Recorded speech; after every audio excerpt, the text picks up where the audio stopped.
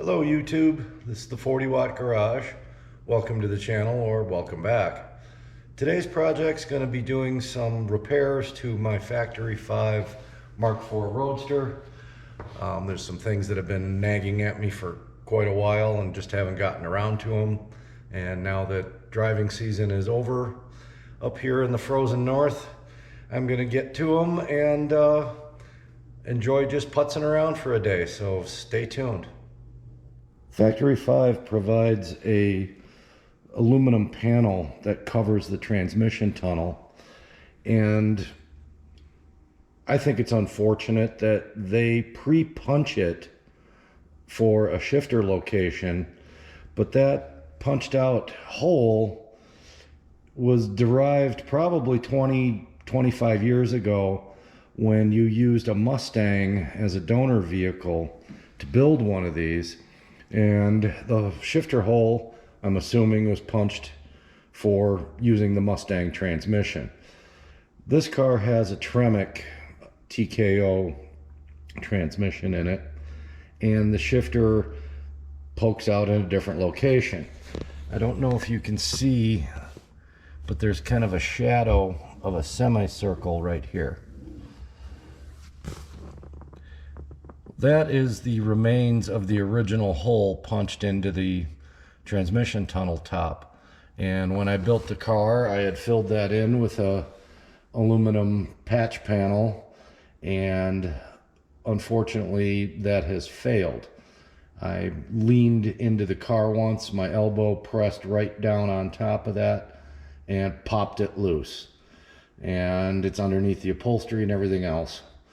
So my project for today is to remove this transmission tunnel top and then see if I can repair this patch to get that divot out of my transmission tunnel top.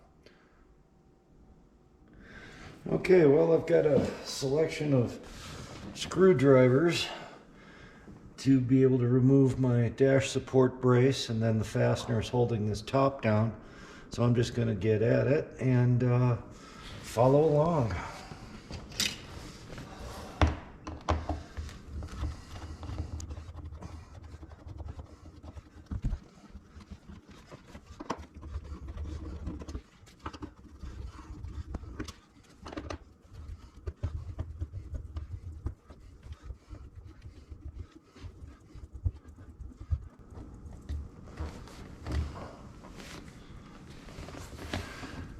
Two screws back here at the rearmost part of the top that hold it down in the back.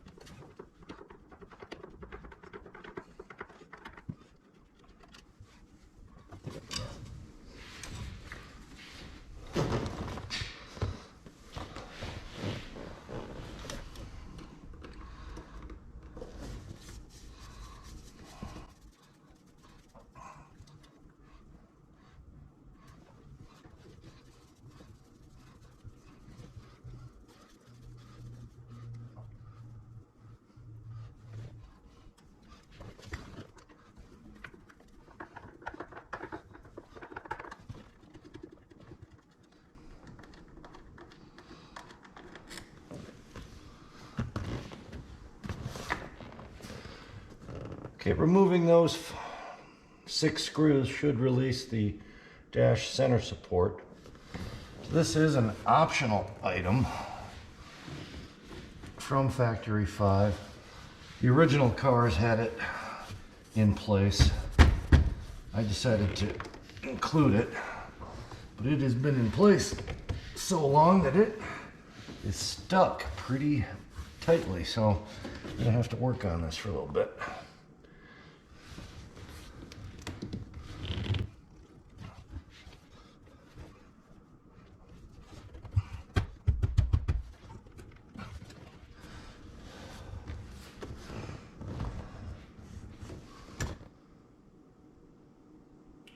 We are back at it. This center support brace has been in place for so long, compressing the vinyl, and then who knows, it could have had soda spilled on it or something else, and it is really stuck down. So I've got this nylon wedge that I'm going to try to work underneath the edge and break it loose. I don't want to tear the upholstery material. I just need to break it loose from the steel support brace. So I don't want to have to reupholster it. Okay, that's loose. Oh, there it went. But see, now it's stuck on the dashboard.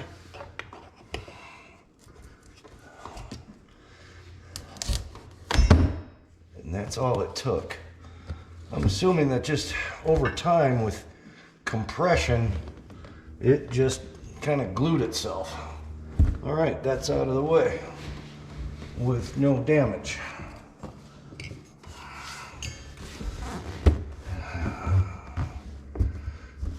There are no screws up front. The two in the rear are removed.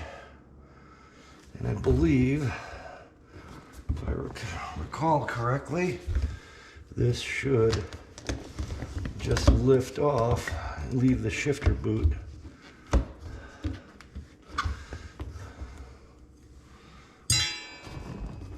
behind.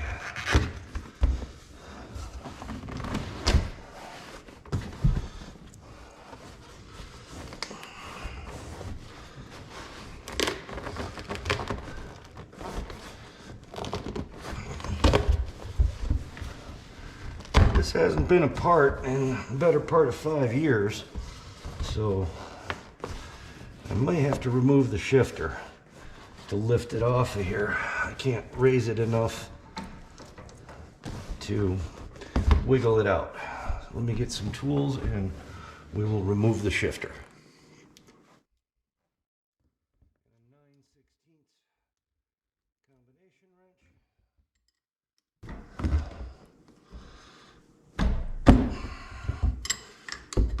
Break those loose.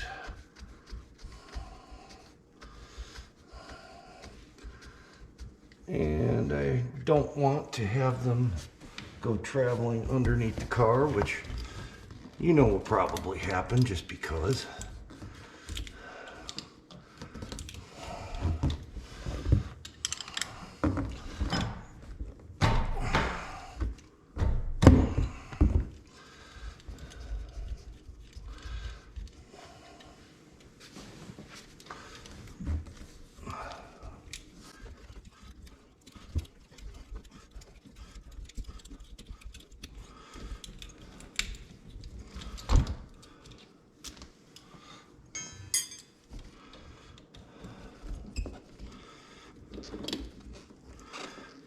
I am going to go see if I have a different Allen wrench.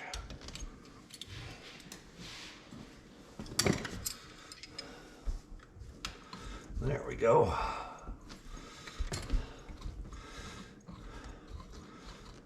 Gives me the clearance, Vector that I needed to get that out. Okay. Shift lever out of the way. Tools, and now this console top will lift right out. One of the things I did when I was building the car was for like that dash support brace here and here, and then on the other side, and then back at the rear where the console is secured, I installed threaded inserts or nutserts to make it easier to remove and install the console top, because it's repeatable, and unlike a sheet metal screw, it won't eventually strip out the threads, and you'd have to do it, or if you popped riveted it in place, you'd have to drill out the rivets. So the only caution with these is you have to be very careful starting your fasteners, installing stuff so you don't get them cross-threaded, Because if you cross thread one of these, then you're back to drilling it out, trying to reinstall another one. The other thing is that these are the style of nutsert that fits nearly flush, so it doesn't stick up and foul your install. Just a tip, consider it. One of the things I may look into while I'm here is the installation of cup holders. It's very difficult to drive one of these with a beverage because there's nowhere to put it. So we're going to check into that and see what we can do.